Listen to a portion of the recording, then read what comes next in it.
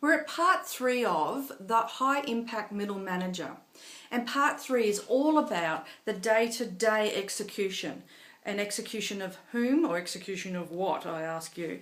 Now, if you read nothing else in this book, read part 3. Now, don't tell the author I told you that.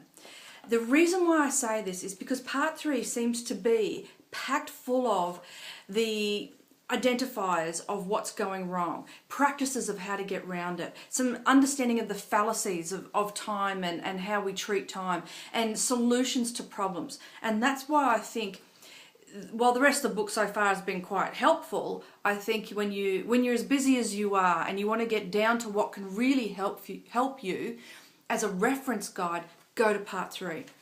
Now, let's pull it apart a little bit. Now, the first part of part 3 looks at the mucky muck. Now, I'm not sure I'm liking that term or I'm liking it too much. I don't know yet, but mucky muck, according to the author, is around the difficult stuff, the challenges, the sticky stuff that you have to work through every day.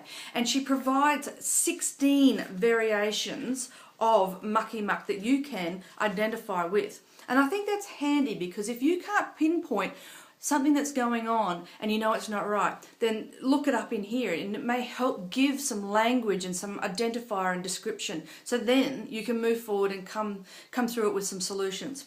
You know, some of the variations listed: miscommunication, the politics, the undiscussables, the long-term alliances, clashes in style, disempowerment, burning your bridges, contradictory information, duplication of efforts, the stick in the muds, the group defects. And I think some of these variations also will help you identify difficult employees and why they're a little bit difficult. So that's an interesting part. It moves on to give you some techniques, and there are 11 techniques on handling the mucky muck. So this isn't just a get through it quite quick list. There's some good stuff in here.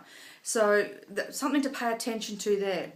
The next part, inside of part 3, chapter 7, which is about organisational alignment, and also delivering results, is a great tool or a great chapter that gives you some practices that you can look at. For example, use clean slate creativity to design an ideal organisational model, and compare department needs, the ideal plan, and current roles and processes.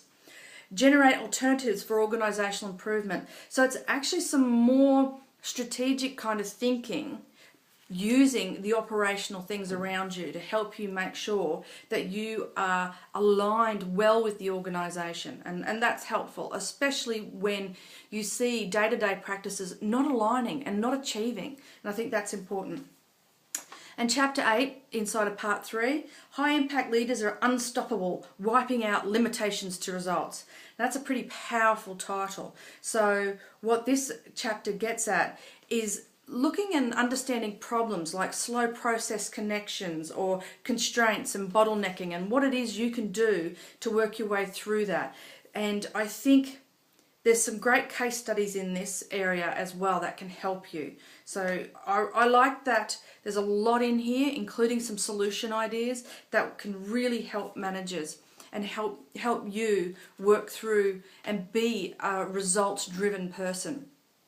And chapter 9, using high impact middle management to make the most of your busy day.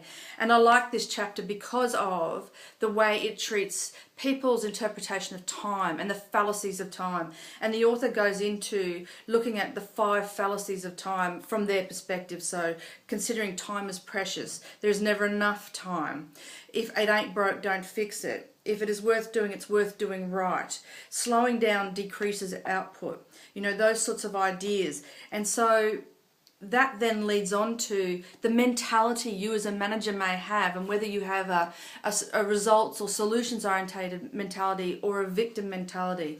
Now, this is a big part of the book. It is a little bit clunky, and yet it is still probably so far the richest part of this book. And it's the reference guide that I would recommend you go to so far than any other part of the book. Thank you.